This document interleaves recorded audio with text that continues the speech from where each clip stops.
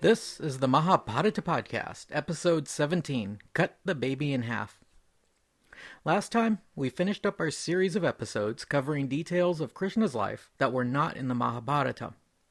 There's a supplement to the Mahabharata, a sort of appendix, called the Harivamsa, which also provides details of Krishna's biography. But I've been unable to find any translation of this book, either in print or online. It strikes me as strange that such an important religious text should be unavailable in English, but since I could not find it, I used the more commonly used text to get Krishna's biography, which was the Bhagavata Purana. Preparing for this podcast was the first time I ever read in depth about Krishna's life. Although I'm not Hindu and I grew up in California, I was very much aware of the Krishna Leela and the general story of his life.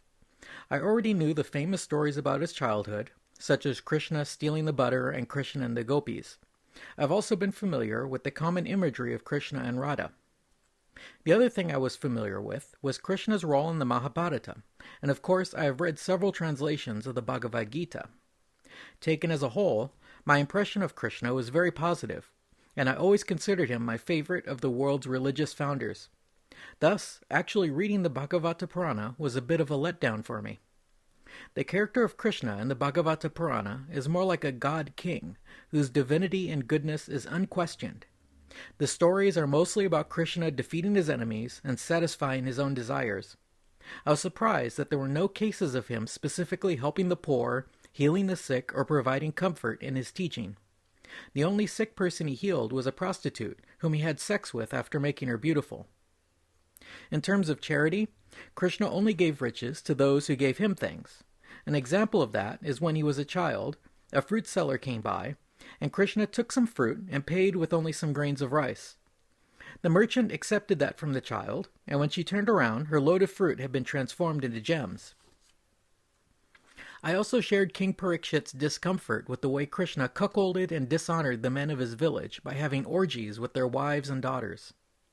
Not only was it a flagrant infraction of Dharma, it was a betrayal of trust with the people who had protected him and raised him from a baby. Of course, I understand the symbolic meaning of the gopis' love for Krishna, and how we should all share that consuming love for the divine. But it set a dangerous example for future religious leaders, and I certainly have my doubts whether I'd want the next avatar of Vishnu growing up in my neighborhood. I mentioned before how the Bhagavata Purana is very different from the Mahabharata in terms of style. I should take that even further and say that the Krishna of the Bhagavata Purana is also markedly different from the Mahabharata in terms of his character.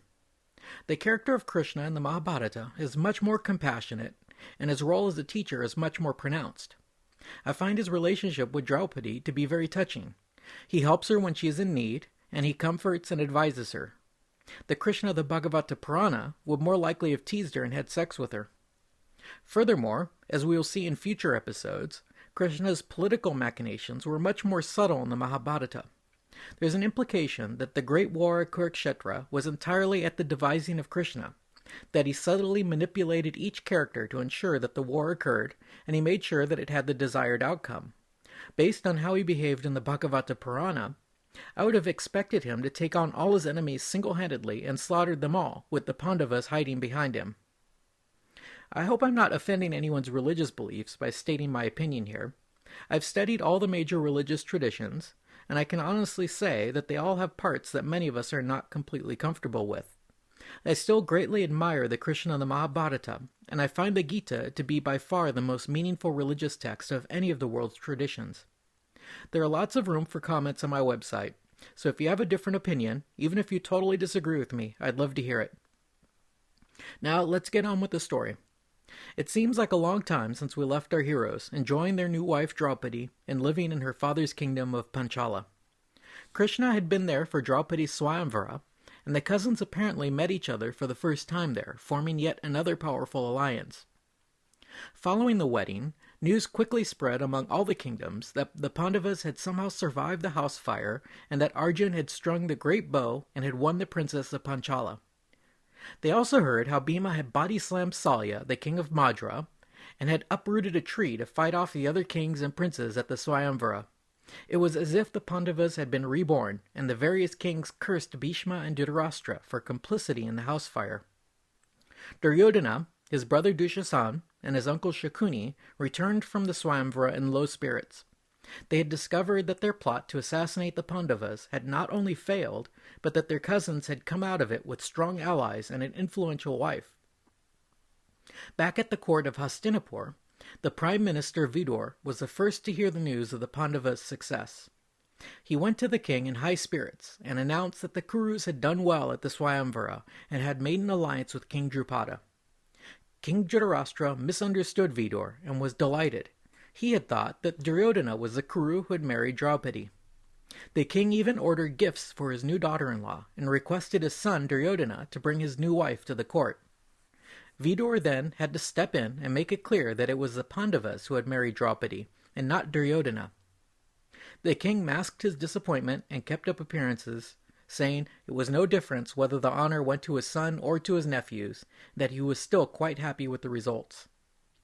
When Vidur was not around, however, the king took on a different outlook. Duryodhana and Karna questioned him, asking him how he could be so happy for the success of their enemies. They advised him that instead he should work with them to find a way to undermine their rivals before it was too late. King Dhritarashtra admitted that he agreed with them, but did not want Vidur to know his true feelings. The three of them then set to work dreaming up ways to effect the downfall of the Pandavas. Duryodhana started with a series of ideas how they might weaken or destroy the Pandavas. One idea was to hire Brahmin infiltrators to sow dissension between the twins, who were sons of Madri, and their three elder brothers, who were all sons of Kunti. Another idea was to attempt to bribe their father-in-law, King Drupada, to switch his alliance over to the Kauravas. Perhaps they could convince their cousins that they would rather stay in exile and not try returning to Hastinapur. Or maybe they could stir up jealousy among the 5 husbands over their corporate wife. Duryodhana also suggested that they work out a way to ambush Bhima when he was alone. Without mighty Bhima, Arjun could easily be matched by Karna, and the Kauravas would no longer have to fear them. He also proposed that they send prostitutes to the 5 brothers, so that Draupadi would return to her father and break the alliance. Karna's reply was to openly wonder whether Duryodhana had lost his mind. He scoffed at all of his friends' suggestions, pointing out that if they had failed to undermine the Pandavas when they were young and weak, that they would have even less chance of success now. He said Drupada and his sons were all men of honor and would never desert their allies, nor would Draupadi turn her back on them after having chosen them at her Swayamvara. Karna's suggestion was to make war, and to do it soon. He urged the king and prince to attack Panchala now, when they were least expecting it, and before they had time to call on their forces and Krishna could come to their aid. Dhritarashtra praised Karna, saying that speech on war might is worthy of you, a sagacious and weapon-wise son of a charioteer. But let Bhishma, Drona, Vidur, and you two once more plot the course that should bring us advantage. Thus, the king indecisively swung from encouraging his bad son and trying to do the right thing by consulting his advisers. The result was predictable. Bhishma, of course, was strongly opposed to the idea of waging war with his grandnephews. On the contrary, he advised Dhritarashtra to make them first in line for succession, and if not that, then they should be given half the kingdom as their patrimony. In addition, Bhishma scolded Duryodhana and reminded him to look after his reputation, to be glad that his cousins had survived, because the people all blamed him for the house fire and would have never forgiven him if his cousins had died there. Drona and Vidur both endorsed Bhishma's suggestions and specifically urged the king to send messengers to Panchala and request the return of the Pandavas to Hastinapur. Karna was astonished by what he saw as disloyalty in the king's ministers. He asked the king how it was possible that these men could accept the hospitality and largesse of the king and yet give him advice that was contrary to the king's interest. Vidur's rebuttal was blunt and to the point. Bhishma and Drona were loyal, old, and wise. They certainly spoke in the king's and the kingdom's interest. Furthermore, Duryodhana, Karna, and Shakuni are lawless and witless fools. Hastinapur and its people will surely perish through Duryodhana's fault. Having heard out the advice of his court, King Dhritarashtra decided to side with his advisers over his son. He mendaciously expressed his delight in the success of his nephews, and then ordered Vidur to go to King Drupad's court, present gifts and treasure, and to request the return of his nephews and their new wife. Vidur went to Panchala, to the court of King Drupada, and requested the return of the Pandavas. Krishna and Balaram were still visiting, and so, with Krishna's and King Drupada's blessing, Yudhishthira agreed to return with his brothers and pay obeisance to their uncle. The brothers were warmly welcomed to Hastinapur and were allowed to stay in the king's own palace. When they were summoned before the king in his court, the king announced his decision for the Pandavas. The kingdom of Hastinapur would be divided, and Yudhishthira would be made king of the lesser half of the kingdom, called the Khandava tract. And so, just like that, the fateful decision was made to cut the baby in half. Without any further ado, the Pandavas set out to claim their new kingdom. Accompanied by Krishna and Vyasa, they consecrated the land and founded a new city called Indraprastha.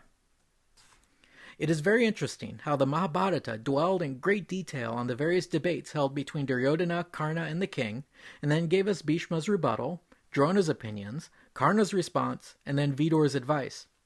We'll encounter many more such episodes in the future, shedding much light on how King Dhritarashtra tried to balance the demands of his sons and the advice of his counselors. What I find particularly interesting is that the lengthy debate was over the question of waging war with the Pandavas, but then Dhritarashtra's fateful decision to divide the kingdom was done without any apparent deliberation.